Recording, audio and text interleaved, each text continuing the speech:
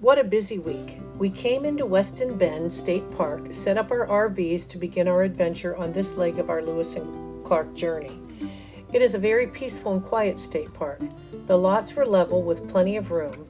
If you are traveling near Weston, Missouri, we highly recommend this campground. We are off to the Pony Express Museum, no pun intended, in nearby St. Joseph. It started with its first rider, Johnny Fry, headed west on the first leg of the ride to San Francisco, California, on April 3, 1860. More than 1,800 miles in 10 days from St. Joseph, Missouri to Sacramento, California, the Pony Express could deliver a letter faster than ever before. Pony Express riders had to deal with extreme weather conditions, harsh terrain, and the threat of attacks by bandits and Native Americans. Relay stations were spaced every 75 to 100 miles to change riders and every 10 to 15 miles to provide riders with fresh horses. These cowboys were tough. The cost to send mail was $5 per half ounce, which later was dropped to $1 per half ounce. The Transcontinental Telegraph dealt the Pony Express a death blow on October 26, 1861. Its last run was on November 20th, 1861. It completed 300 runs each way, over 600,000 miles, and carried over 33,000 pieces of mail. We spent some time checking out some murals in downtown St. Joseph and then on to the Patee House Museum. Wow, what a great find. The Patee House was built by John Patee in 1858 as a 140-room luxury hotel. It changed hands and businesses many times until the museum was started by Gary Chilcote in 1963.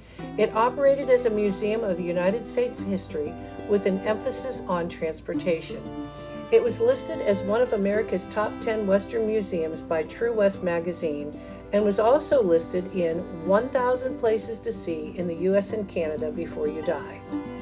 There is so much history here and so many individual rooms showing things like a stagecoach, fire engines, mail room, a pharmacy. Aunt Jemima's pancakes were invented in St. Joseph. An 1877 railroad depot with a real locomotive, and we even saw the first electric car charger. I know, right? This rectifier charger for an electric car is from 1910.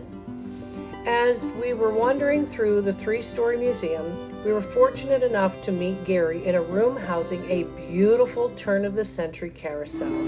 Each animal or character was hand-carved by the local carousel carver, Bruce White. Bruce supplied Appleby restaurants with their carousel animals. Each animal is named after one of the family members.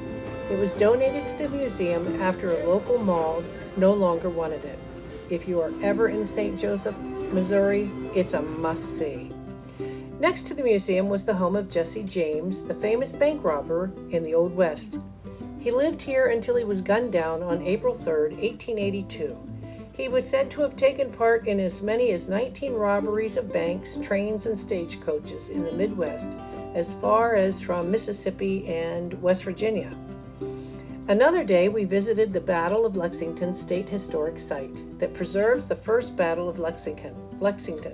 It encompasses the Anderson House, a mansion that was caught in the middle of the fighting.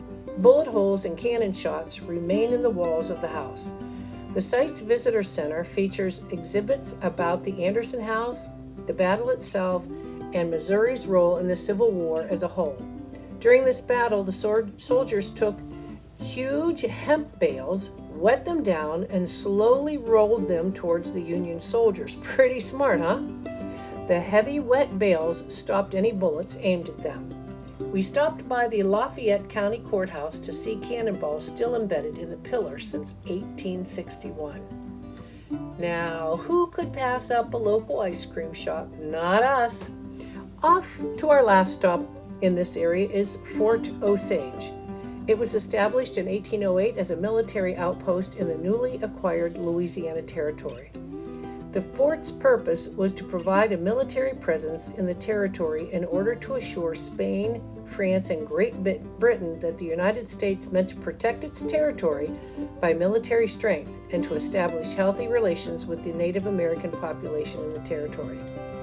A quick drive by the oldest continuously active fort west of the Appalachian Mountains, Fort Leavenworth, is considered a national treasure. It has been active since 1827. Remember, enjoy the journey, be kind, and share a smile.